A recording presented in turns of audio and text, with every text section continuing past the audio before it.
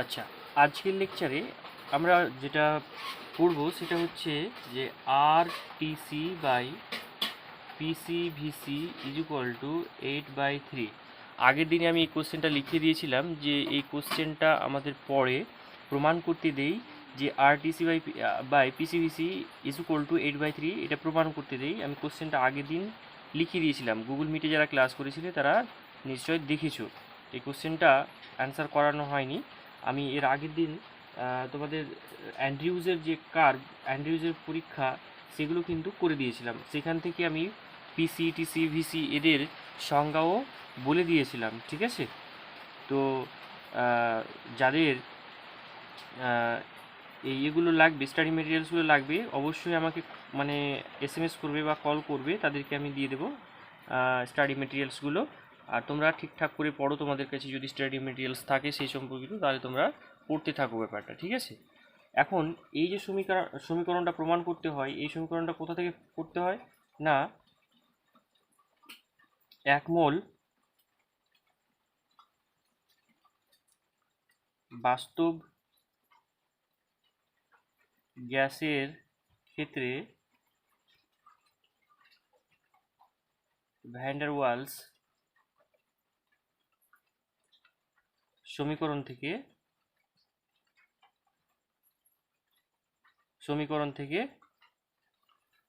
প্রমাণ করা যায় এইটা, ঠিক আছে?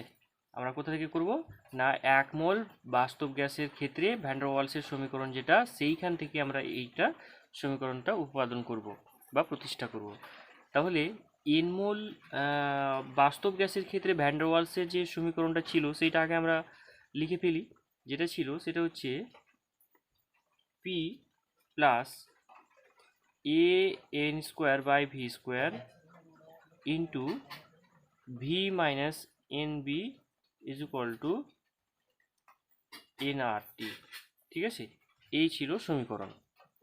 তো এখন এটা হচ্ছে এন মোল বাস্তব গ্যাসের ক্ষেত্রে। এখন যদি সমীকরণটা আমার 1 মোলের ক্ষেত্রে বলতে হয়, 1 মোলের ক্ষেত্রে ভ্যান ডার ওয়ালস সমীকরণটা তাহলে কি হবে, P plus A by V square, ঠিক আছে? এন এর মানে এখানে 1, তাহলে 1 স্কোয়ার মানে 1 into V minus B is equal to RT। এইটা হচ্ছে তোমার হচ্ছে কি ভ্যান ডার ওয়ালসের সমীকরণ, 1 মোল বাস্তব গ্যাসের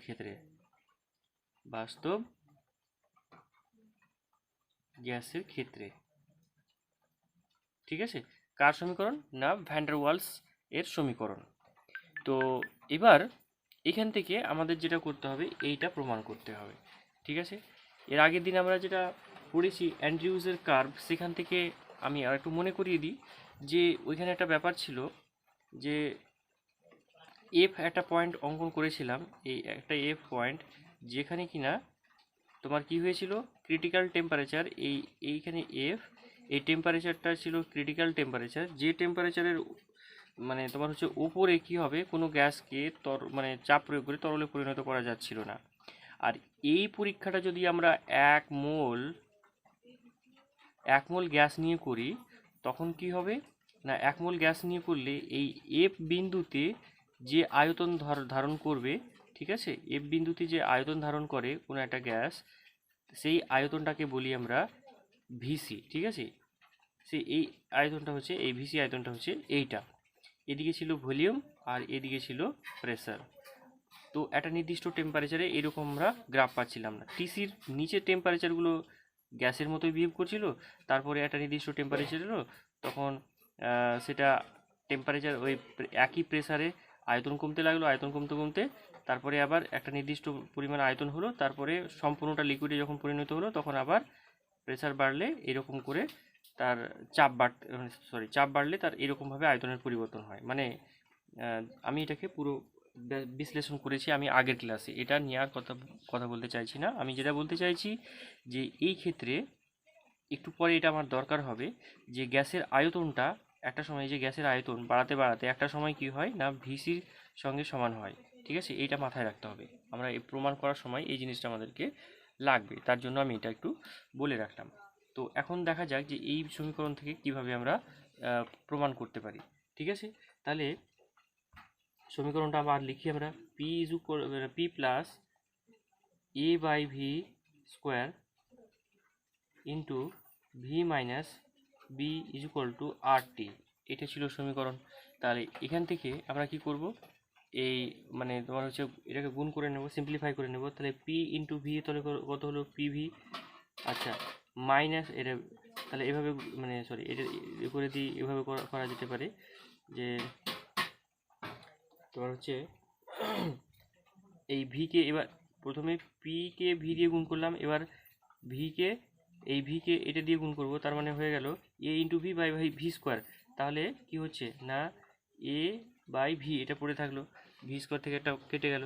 ঠিক আছে, এইটা দিয়ে পুরোটাকে গুণ করা হলো, এবার এটা দিয়ে পুরোটাকে গুণ করতে হবে।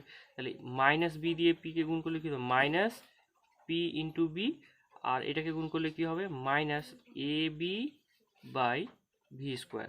ঠিক আছে, is equal to R T, এটা হয়ে গেল। এখন এখান থেকে আমরা কি করব, পুরোটাকে আমরা ভি স্কোয়ার দিয়ে গুণ করব। ঠিক আছে, আচ্ছা তার আগে এই আরটিটাকে আমি এই আগার দিকে নিয়ে চলে আসছি।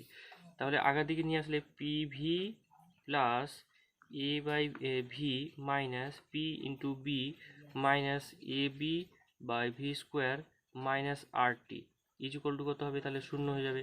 এটাকে আমরা বাম পাশে নিয়ে চলে আসলাম সমান চিহ্নের। ঠিক আছে, হয়ে গেল। এরপরে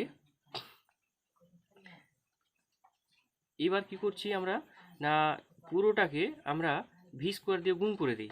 তাহলে ভি স্কোয়ার দিয়ে গুণ করলে কী হবে, পি ইন্টু ভি স্কোয়ার, তাহলে এখানে ভি আছে, তাহলে ভি কিউব হয়ে গেল, প্লাস এ, এখানে এ বাই ভি আছে, তার মানে এখানে যদি করি A V square by V, তার মানে এ ইন্টু ভি পড়ে থাকবে। ঠিক আছে, এটা পড়ে থাকবে। আর এখান থেকে কি পড়ে থাকবে, minus P B V square, কারণ ভি স্কোয়ার দিয়ে আমি প্রত্যেকটাকে গুণ করছি, মাইনাস এ বি পড়ে থাকবে, কারণ ওপরে ভি স্কোয়ার নিচে ভি স্কোয়ার কেটে যাবে, minus R T into V square is equal to শূন্য, এটা হয়ে গেল। ঠিক আছে, এখন পুরোটাকে আমি পি দিয়ে ভাগ করে দেব। পি দিয়ে ভাগ করলে কি হবে, পি দিয়ে ভাগ করলে ভি কিউ পড়ে থাকবে, এই বাই পি করলে কেটে যাবে, আমি এদিকেও ভাগ করে দেবো, তাহলে হয়ে যাবে, অসুবিধা হবে না। জিরোর সঙ্গে যদি যাই দিয়ে আমি গুণ ভাগ করি না কেন, শূন্যই হবে, তাই এখানে অসুবিধা নেই। তাহলে V Q plus A V by P, এটা পড়ে থাকলো। ঠিক আছে, তারপরে পড়ে থাকছে কি, পি দিয়ে ভাগ করে এটা পড়ে থাকবে বি ইন্টু ভি স্কোয়ার।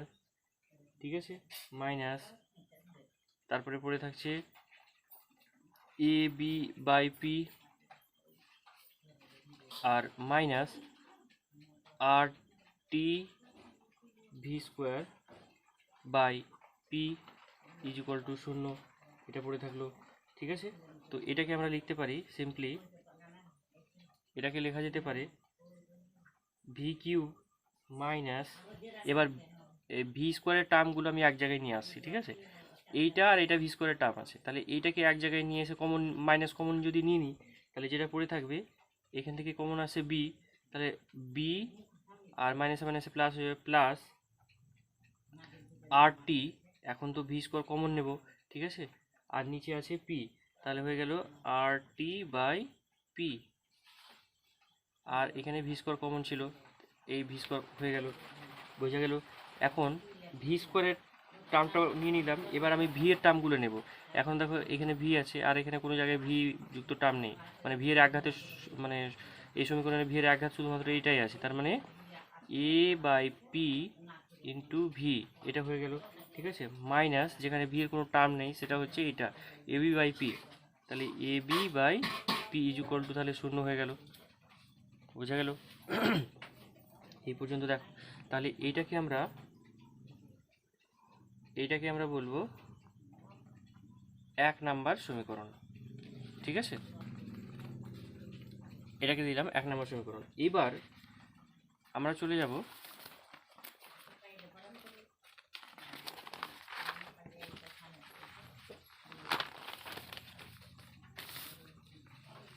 দেখো ওই যে বললাম ক্রিটিক্যাল টেম্পারেচারের কথা বলছিলাম এখানে আমি, এই জায়গাটাতে ক্রিটিক্যাল টেম্পারেচারের করেসপন্ডিং যে ভলিউম সেটা হচ্ছে ক্রিটিক্যাল ভলিউম, তারপর ভিসির কথা বলছিলাম এখানে।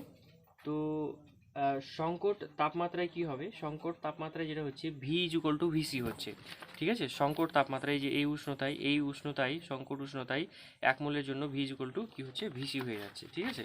তো সেই ক্ষেত্রে আমরা লিখতে পারবো কি, যে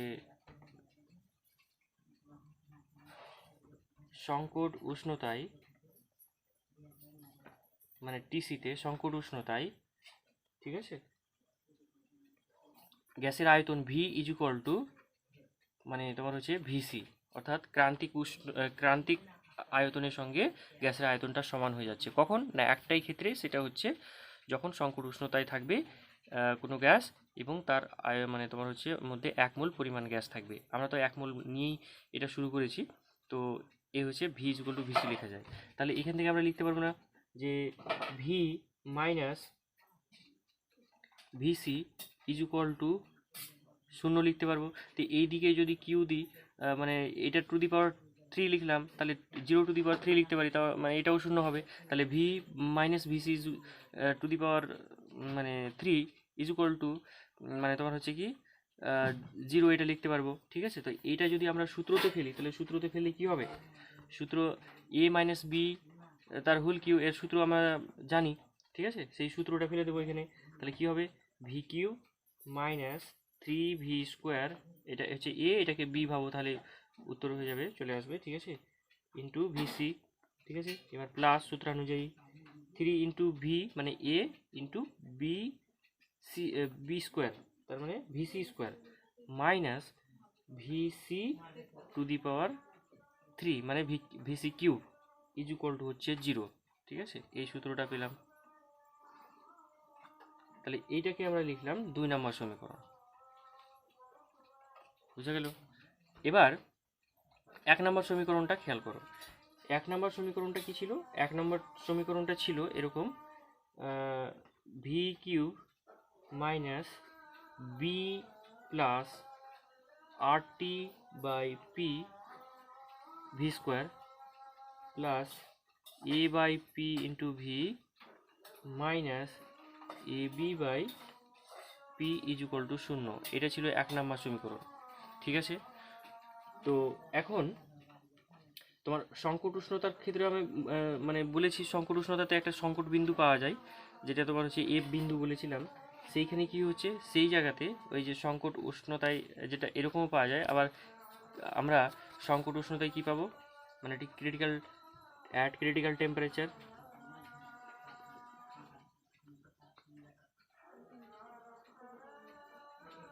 ক্রিটিক্যাল টেম্পারেচার আমরা পাবো পি ইজ ইকুয়াল টু পিসি, ঠিক আছে, এটাও পাবো। এবং ক্রিটিক্যাল টেম্পারেচার যেহেতু বলছি, সেখানে temperature is equal two TC, এটাও পাচ্ছি, ঠিক আছে। তো এইগুলো মানে তোমার হচ্ছে 1 নম্বর সমীকরণে, এই যে এই সমীকরণে আমরা বসিয়ে দেবো, ঠিক আছে। যেখানে পি আছে সেখানে পিসি বসাবো, আর যেখানে টি আছে সেখানে টিসি বসাবো। যেহেতু আগেরটাও আমরা এরকমভাবে ওই মানে ক্রিটিক্যাল পয়েন্টে অর্থাৎ এফ বিন্দুতে আমরা জিনিসগুলোকে বসানোর চেষ্টা করছি। তাহলে যেটা পাবো আমরা, যে এই সমীকরণে পি এর জায়গায় পিসি বসাবো, টি এর জায়গায় টিসি বসাবো, তাহলে এই সমীকরণটা কী দাঁড়াবে, V Q minus B plus R TC by PC into V square. এখন ভি জিনিসটাকে আমরা বসাচ্ছি না, ঠিক আছে, ভি ইকুয়াল টু ভিসি বসাচ্ছি না, আগে সেটাকে নিয়ে আমরা একটা সমীকরণ গঠন করেছি, plus A by PC into V minus A B by PC, ঠিক আছে, এটা পাওয়া গেল। এটা ইকুয়াল টু কত, 0, ঠিক আছে। তাহলে এই সমীকরণটাকে দিলাম আমরা 3 নম্বর সমীকরণ। এখন দেখো 2 নম্বর সমীকরণ আর 3 নম্বর সমীকরণটা কিন্তু একই অবস্থায় রিপ্রেজেন্ট করছে। এইটা কি না, এটাকে ক্রিটিক্যাল টেম্পারেচারে আমরা নিয়েছিলাম এফ বিন্দুতে, যেখানে বলা হয়েছিল যে ভি ইকুয়াল টু ভিসি, আর এখানে কি বললাম, যে এই সমীকরণটা তো আমরা প্রতিষ্ঠা আগে করেছিলাম, সেখানে যদি টেম্পারেচার প্রেসার যদি মানে সব ক্রিটিক্যাল স্টেটে থাকে তাহলে আমরা টেম্পারেচার মানে টিসি লিখতে পারবো আর প্রেসারকে পিসি লিখতে পারবো। তো সেই ক্ষেত্রে আমরা এইগুলো মানগুলোকে পুট করে দিয়ে এই সমীকরণটাকে এভাবে বলেছি, ঠিক আছে। তো এখন ভি এর মানে ঘাতগুলো আমরা দেখিনি, যে এই সমীকরণটা আর এই সমীকরণটা তো একই স্টেট নির্দেশ করে, তাহলে এইটার এটা মানে সমীকরণ দুটো বেসিক্যালি একই। তো সেই ক্ষেত্রে এই মানে ভি এর যে বিভিন্ন ঘাত আছে, এখানে ভি কিউবের ঘাত হচ্ছে 1, তো এখানে 1, ঠিক আছে। এখন ভি স্কোয়ারের ঘাত হচ্ছে এইটা, সরি সহগ, ভুল বললাম, সরি। তার মানে ভি স্কোয়ারের যে সহগ সেটা হচ্ছে এটা, তাহলে এখানে যে ভি স্কোয়ারের সহগ আছে, সরি এখানে এখানে হচ্ছে ভি স্কোয়ার যেটা আছে, ভি স্কোয়ারের সহগ হচ্ছে 3vc, তাহলে আর এখানে যে ভি স্কোয়ারের সহগ হচ্ছে B plus R TC by PC, তাহলে এইটা ইজ ইকুয়াল টু এটা হবে, এদের সহগ আর এদের সহগ এক হবে। এখানে ভি এর মানে ভি টু দি পাওয়ার 1-এর যে সহগগুলো আছে তারা একই হবে। আর এখানে তোমার হচ্ছে এই যে মানে কনস্ট্যান্ট আছে, কনস্ট্যান্ট মানগুলো এখানটা এটার সঙ্গে মিলে যাবে, ঠিক আছে। তাহলে সেইখান থেকে আমরা লিখতে পারি কি মানে 2 নম্বর মানে সংকট অবস্থায়, তাহলে 2 আর এদিকে 3 নম্বর সমীকরণ, এখানে হচ্ছে 2 নম্বর সমীকরণ আর এখানে হচ্ছে 3 নম্বর সমীকরণ, এই সমীকরণ দুটো হচ্ছে অভিন্ন সমীকরণ। তাহলে আমরা ওই পয়েন্টটা লিখব যে সংকট